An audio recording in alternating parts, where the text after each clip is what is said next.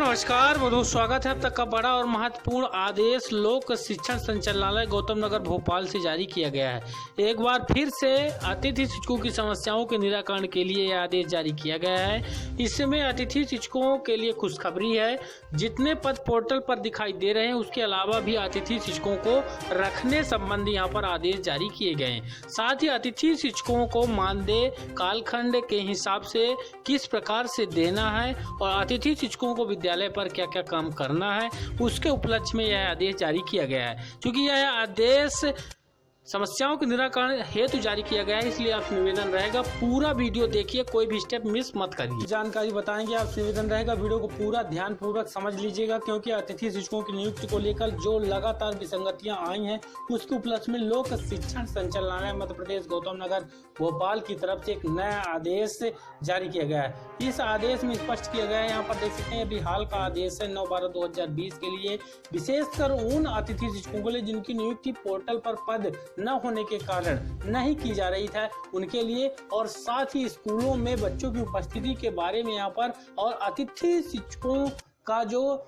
मानदेय है उसको किस प्रकार से दिया जाएगा यहाँ पर उसके लिए भी बताया गया है। साथ ही अतिथि शिक्षक अध्यापन के अलावा और कौन से काम करेंगे, तो यहाँ पर देखिए यह आदेश समस्त संभागीय संयुक्त संचालक लोक शिक्षण, समस्त जिला शिक्षा अधिकारी, समस्त विकास खंड शिक्षा अधिकारी और समस्त संकुल प्राचार्य यानी संकुल प्राचार्य और साथ ही जो प्राचार्य हैं हाई और higher secondary school Madhya Pradesh के लिए उनके लिए जारी किया गया है। तो यहाँ पर विषय हाई और हायर सेकेंडरी स्कूलों में रिक्त पदों के विरुद्ध अतिथि शिक्षकों की व्यवस्था, यहाँ पर संचालनालय का पत्र क्रमांक का संदर्भ 28/11/2020 का लिया गया है। पूरा अपडेट यहाँ पर आपको बताएंगे। उपरोक्त संदर्भित पत्र के द्वारा 2020-21 के लिए अतिथि शिक्षक आमंत्रित करने के निर्देश दिए गए हैं।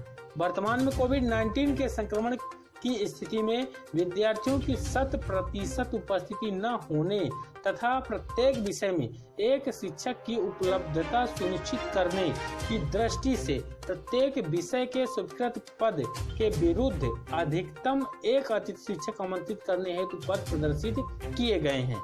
यहाँ पर देख सकते हैं, यह पुराने आदेश का यहाँ पर संदर्भ लेके उसको स्पष्ट किया गया है कि बच्चे अभी उतनी मात्रा में विद्यालय नहीं आते, इसलिए एक अतिथि शिक्षक के लिए यहाँ पर पद खोले गए थे। लेकिन नया क्या है इस पर देखिए, बिंदु दूसरा है, जिन विद्यालयों में कुल नामांकन कक्षा 9 से कक्षा 12 के विरुद्ध लगातार एक सप्ताह तक औसत उपस्थिति 80% या इससे अधिक होने की स्थिति में विद्यालय की स्वीकृत पद संरचना अनुसार रिक्त पद हेतु अतिथि शिक्षकों की मांग संलग्न प्रारूप में विमर्श पोर्टल पर अपलोड करने के उपरांत अतिरिक्त अतिथि शिक्षक की अनुमति प्रदान की जा सकेगी। राज्य स्तर से अनुमति प्राप्त होने तथा विमर्श पोर्टल पर प्रदर्शित अतिरिक्त रिक्त के विरुद्ध ही अतिथि शिक्षक रखा जाए, अंतः संबंधित के विरुद्ध अनुशासनात्मक कार्रवाई की जाएगी। इस बिंदु को मैं स्पष्ट कर दूं, इसी बिंदु में अतिथि शिक्षकों की समस्याओं का निराकरण है। स्पष्ट कहा गया है कि यदि आपके विद्यालय पर आप जहां पर अतिथि शिक्षक थे या हैं अभी मौजूदा में, तो एक सप्ताह में 80% या इससे अधिक विद्यालय की स्वीकृत पद संरचना के अनुरूप जो विद्यार्थी हैं वह स्कूल जाते हैं, तो आपको यहाँ पर स्पष्ट कर दें, आपके लिए विमर्श पोर्टल पर नए पद स्वीकृत किए जाएंगे। लेकिन यहाँ पर प्रत्येक विषय के स्वीकृत पद के विरुद्ध यहाँ पर देख सकते हैं अतिरिक्त रिक्त के विरुद्ध ही अतिथि शिक्षक रखा जाए, अंतः संबंधित के विरुद्ध अनुशासनात्मक कार्रवाई की जाएगी, ऐसा स्पष्ट किया गया है। दूसरा बिंदु आपको बता दूं, आमंत्रित किए गए अतिथि शिक्षकों की ऑनलाइन ज्वाइनिंग की व्यवस्था शीघ्र ही GFMS पोर्टल पर उपलब्ध कराई जा रही है। यह व्यवस्था शुरू हो गई है। ज्यादातर अतिथि शिक्षकों के नाम फीड हो गए हैं। ज्वाइनिंग है तो अतिथि शिक्षक के पास जीवित स्कोर कार्ड एवं विमर्श पोर्टल पर रिक्त होना यानी पद जो है रिक्त होना चाहिए विमर्श पोर्टल पर, और अतिथि शिक्षक के पास स्कोर कार्ड होना चाहिए। यानी स्कोर कार्ड जिनका नहीं हुआ है उनका अब नया नहीं बन रहा। जिन्होंने स्कोर कार्ड बनवाया पिछले शैक्षणिक सत्र पर वही स्कोर कार्ड यहाँ पर मान्य किया जाएगा और विमर्श पोर्टल पर पद होना चाहिए, उन्हीं की ऑनलाइन फीडिंग होगी। वहीं देखिए, एक परिसर एक शाला के अंतर्गत संचालित हाई स्कूल और हायर सेकेंडरी में प्राथमिक और माध्यमिक के शिक्षकों से उनके विषय के अनुसार अकादमिक कार्य लिया जाए। यहाँ पर देख सकते हैं, ये यहाँ पर ध्यान रखिए, ये अध्यापन के लिए यहाँ पर नहीं बताया गया है, क्योंकि माध्यमिक और जो प्राथमिक शिक्षक हैं वह अध्यापन हायर सेकेंडरी में विषय मान से रहता है, शिक्षकों की स्थापना तो नहीं करा पाए। अकादमिक कार्य की यहाँ पर बात जरूर कर गई है, लेकिन यहाँ पर सभी अतिथि शिक्षक ध्यान रखें, यहाँ पर जो प्राथमिक और माध्यमिक के शिक्षक हैं वह उनके विषय के अनुसार अकादमिक कार्य लिया जाए, यानी जो उनका विषय है अकादमिक कार्य अगर आवश्यकता पड़ती है तो लिया जाए, लेकिन फिर भी पढ़ाने के लिए यहाँ पर नहीं कहा जा रहा, यह चीज स्पष्ट कर लें। प्राचार्य द्वारा यह सुनिश्चित किया जाए कि शाला में पदस्थ समस्त शैक्षणिक अमले और अतिथि शिक्षक द्वारा अध्यापन कार्य लिया जाए, जिससे कि वार्षिक परीक्षा के पूर्व निर्धारित कोर्स पूरा किया जाए। तो यहाँ पर स्पष्ट किया गया, देखिए कि जितने भी समस्त शैक्षणिक स्टाफ है उनसे शैक्षणिक काम लिया जाए, और उसका एक कारण है कि कोर्स को हमको पूरा करना है। उसका ये मतलब नहीं कि हमको अतिथि शिक्षक की भर्ती नहीं करना है। ठीक, अगला बिंदु है रिक्त पदों की स्थिति नवंबर 2019 में विमर्श पोर्टल पर प्राचार्य द्वारा दर्ज कराई जानकारी के आधार पर प्रदर्शित की गई है। स्थानांतरण सेवानिवृत्त अन्य कारण से किसी विषय में रिक्त होने की स्थिति में ईमेल करना है। ईमेल यहाँ पर है, यह करना संस्था और संकुल प्राचार्यों के द्वारा। ईमेल करने के पूर्व पैरा 1 के निर्देश का ध्यान रखा जाए। इस हेतु विमर्श पोर्टल पर ऑनलाइन रिक्वेस्ट सबमिट करने की व्यवस्था प्रारंभ की जाएगी।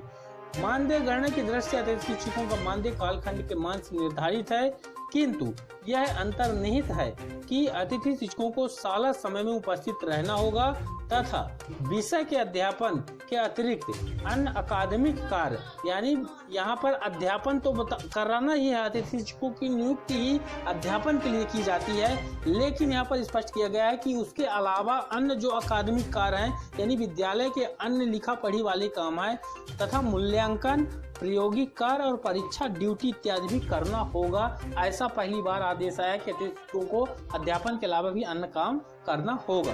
देखिए अगला बिंदु है ऐसी शालाएं जहां विषय मान से अतिथि शिक्षक उपलब्ध न हो, वहां संकुल और विकास खंड की माध्यमिक शाला के शिक्षकों की संबद्धता से अध्यापन कार्य कराया जाएगा।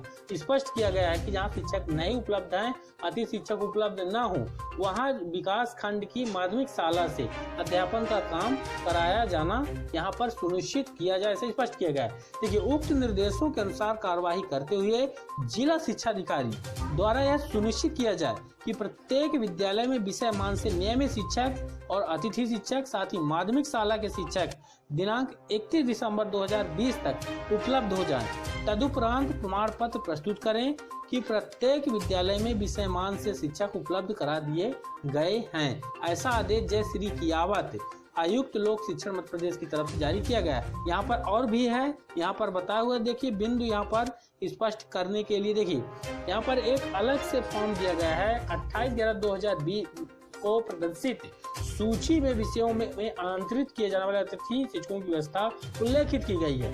अतिरिक्त अतिथि शिक्षक की आवश्यकता निम्नलिखित कारणों से हो सकती है, यानी जितने पद विमर्श पोर्टल पर हैं और जिन पदों पर मौजूदा अतिथि शिक्षकों की नियुक्ति हो रही है, उसके अलावा अगर अतिथि शिक्षकों की आवश्यकता है तो उसके कारण है, पहला अधिक नामांकन वाले विद्यालयों में औसत उपस्थिति 80% या उससे अधिक होना चाहिए।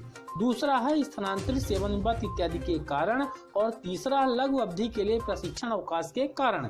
यहाँ पर देखिए एक सारणी बनाई हुई है, औसत उपस्थिति 80% या उससे अधिक होने पर निम्नांकित पत्र में जानकारी भेजना है। 9, 10, 11, 12 के क्लासों के लिए नामांकन कितने हैं यहाँ पर, और सप्ताह की अवधि दिनांक से दिनांक तक कितने उपस्थित रहे, औसत उपस्थिति कितनी रही, औसत उपस्थिति के आधार पर सेक्शन की संख्या कितनी रही। साथ ही दूसरा यहाँ पर जो प्रोफार्मा बनाया गया है, औसत उपस्थिति 80% या उससे अधिक होने के कारण विषय जिसमें अतिरिक्त अतिथि शिक्षक की आवश्यकता है, यहाँ पर देख सकते हैं।